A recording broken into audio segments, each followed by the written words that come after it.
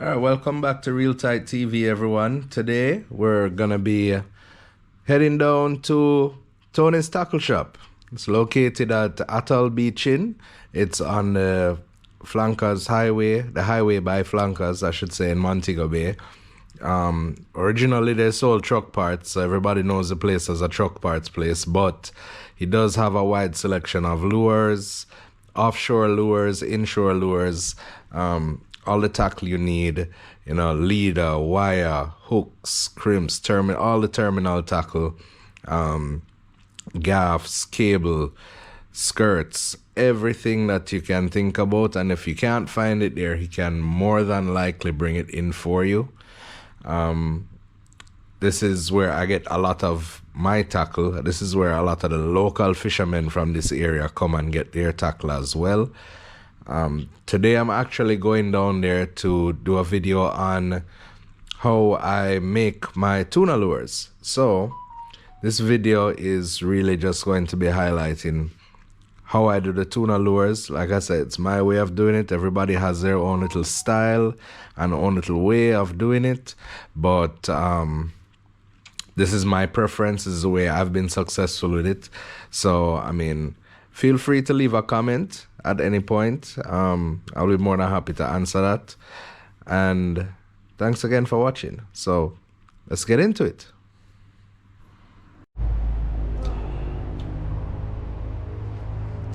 Alright, so this is all the things that you need to rig one of the Bonito Feathers, or to make one. First, I'm going to do two different sizes.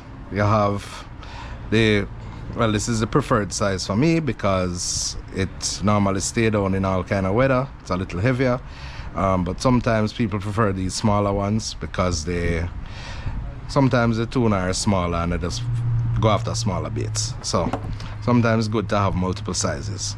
So I have tuna tails here.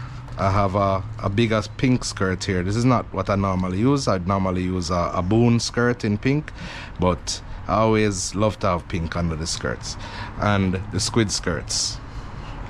So I go start with the big one, and I go cut up everything, show you how I cut it up. Well, not show you how I cut it up. I'll cut it up so that you can see what size I use for what. Alright, so I have everything cut up exactly how I want it. I'm gonna use two pieces of the tuna tail, one of each color, just to mix it up a little. I don't have any orange. I normally like orange, but I have blue and white, and I have pink with a little white. I have white and I have blue right here, just where I cut them off of the original tuna tails. These also I've cut up into strands of four legs. These are 4 or 5 legs, depending on. Sometimes the skirts are not perfect, so that's how we come by them. All right, so I have 10-pound test line here. I'm gonna start with the big one. So just a regular, everybody kind of knot. Give yourself enough length on it though. All right, so just a regular knot, nothing fancy.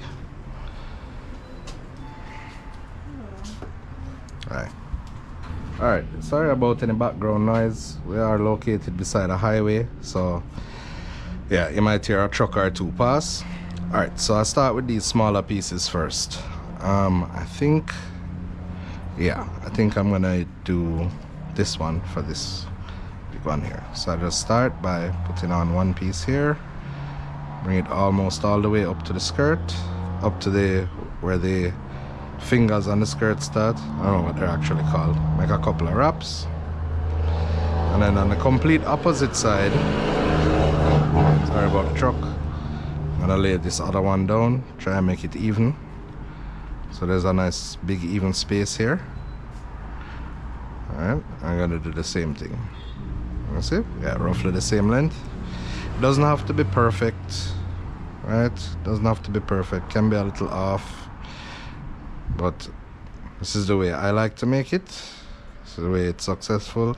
Other guys will tell you or show you all kinds of different ways. Like I say, every local fisherman has their own style of doing this. Wrap it a couple times so it's tight, try and get it as evenly spaced as possible, because when I put these in, I want it to be as natural looking as possible. Right? So this one keeps sliding down for some reason. Just push it back up.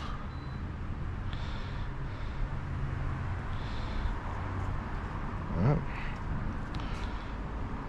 You can see it's sometimes not so easy.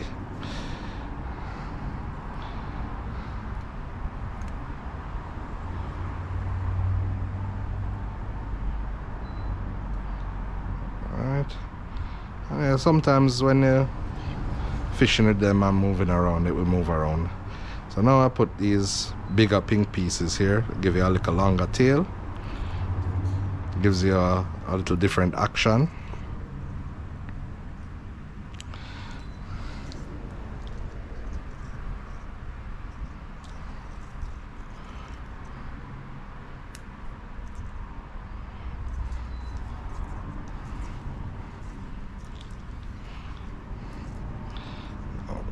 Gotta shift these, want it to look as good and pretty as possible, right? That's just how I like to do it.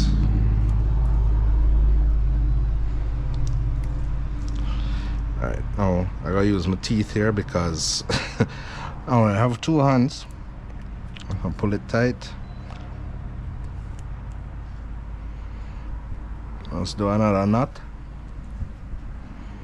And then I might do another wrap.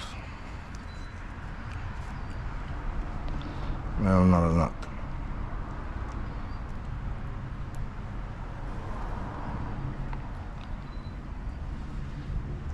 So remember, the amount of wraps you do is the more bulky it will be. I don't like it too bulky. So anyway, I know it doesn't look like much now, kinda look funny. Yeah, that's how it's supposed to look underneath here. Alright, so the next step now, like I say, after you try and make this as neat as possible, you take a little box cutter. Try not to cut the line, these, because if you cut the line you have to start over the line that you used to wrap it. And I cut off a little excess of the skirting that is left here, so I can make it as neat as possible. It really helps to have a very sharp blade when you're doing this. Alright, so then it ends up looking something like this. It's a little long for my liking because it's not the boon skirt that I normally use, so I'm gonna trim this up a little bit, maybe about there. Yeah, get these out of the way. Yeah, you do make a bit of a mess sometimes when you do this. So yeah, so you have two long skirts, two short skirts, but now you get your top skirt. Now some people will just push it on and then they'll push the wire through it and let it pop a hole through here. I don't really like that. I like to cut off a little, I like to cut off the tip. But you don't want to cut too much, right? And then this is how I line it up. Wherever the eyes are, I always let the longer skirts be to the side of the eyes. And then you push this up, all the way in. Just like that. Make sure it's level and neat.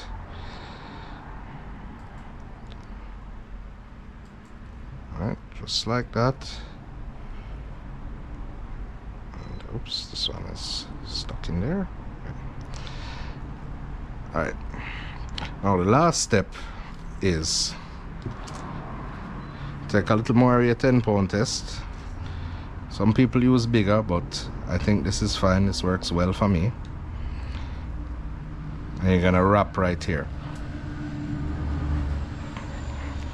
So by wrapping right here, what you're essentially doing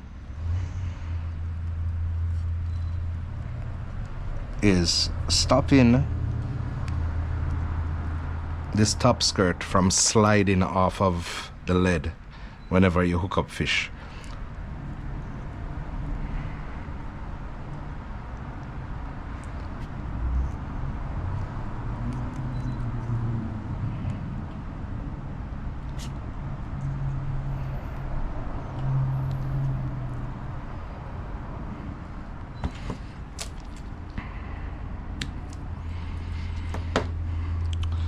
Alright, and that is basically a finished product. This probably a most inexpensive lure that will catch almost every pelagic out there. Well, every pelagic out there will take this. Yeah, when you're trolling. Alright, last step now, I'm actually gonna rig it. Just so I show you in entirety how everything is supposed to look and all of that. So take off a decent length of 125 pound test. Alright, and I'm gonna crimp it, I'm not gonna tie it. So it's in here.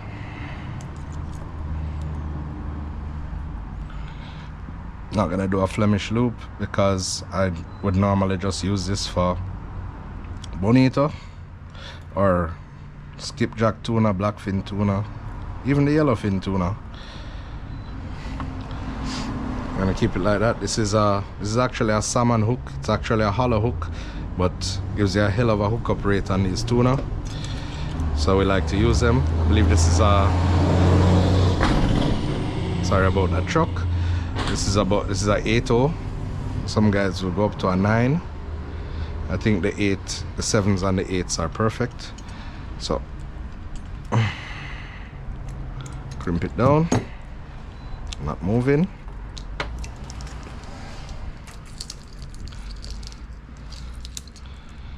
Slide this up through the hole, the head.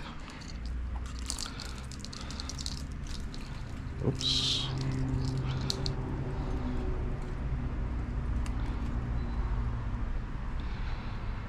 And there you have it.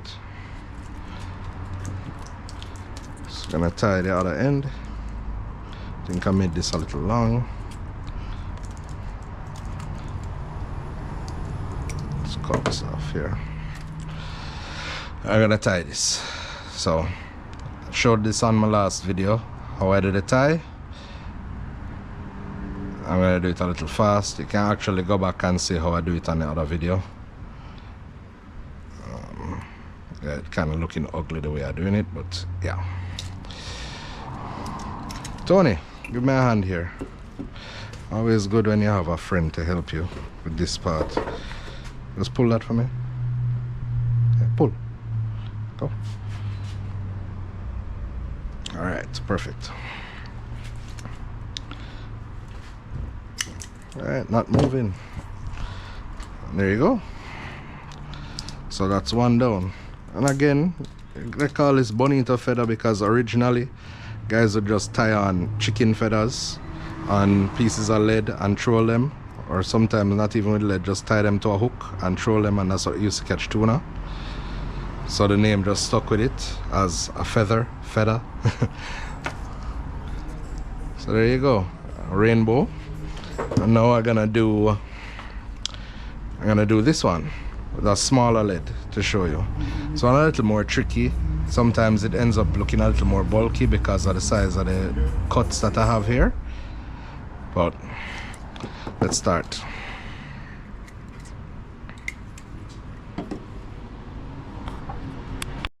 Alright, so guys, don't pay any attention to Tony in the background. He's over there selling fishing stuff. So smaller head I'm gonna use this time. Let's give it a double knot, just like you saw before, and same principle. Well, you decide where you want to put yours. I'm going to make this one maybe a little shorter, like right there. Alright, and I'm gonna tie this on, kind of keep it flat and straight where I want it. Got a couple wraps.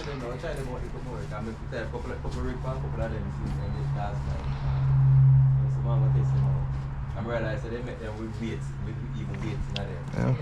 So I'm doing this one with white and blue. To me, it makes it literally a one use. If a barrel, they can chop it up, then you can't bring it back. Whereas if you Alright, so I get it right length? Yeah, basically. and just run it through the property of real estate. Yes, it's very effective. Because the one like this is what those guys use in a back product. That is called with the shape. Okay. Alright, get my pink on. Yes. Just come here. I'll show you some little more, guys. We have both them.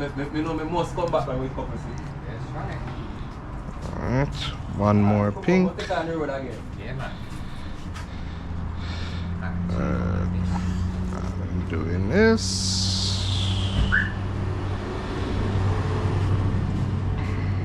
Oh, Lord.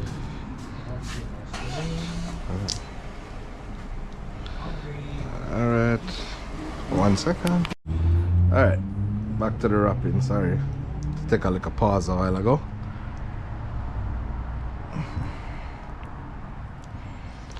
Alright, so tying this all up, making it nice and snug, nice and tight.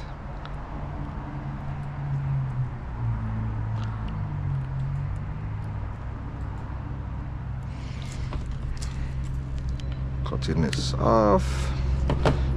Sorry about the truck noises again.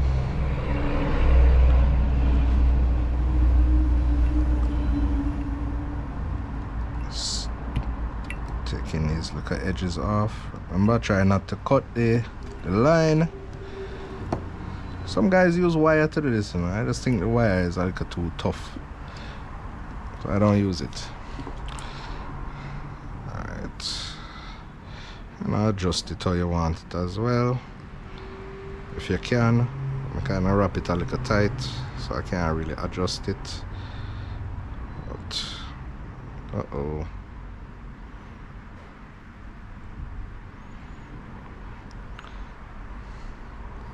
like I gotta try and tie this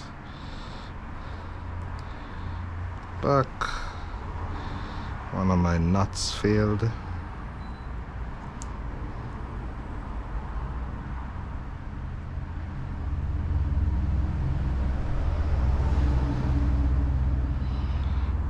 Fix this back up, hold on.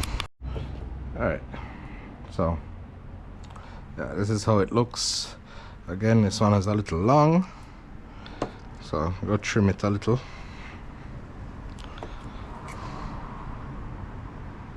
Maybe about there. That's about the length I want it. See, it doesn't look like much from this angle.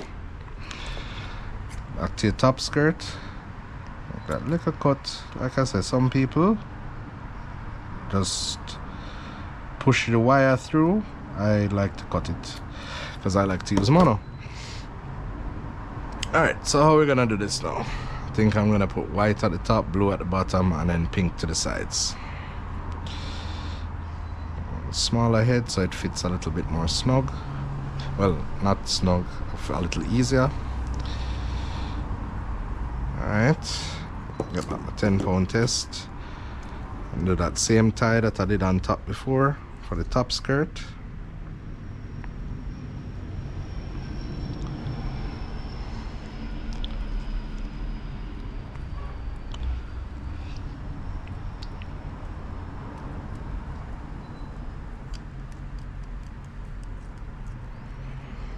And wrap it as many times as you want.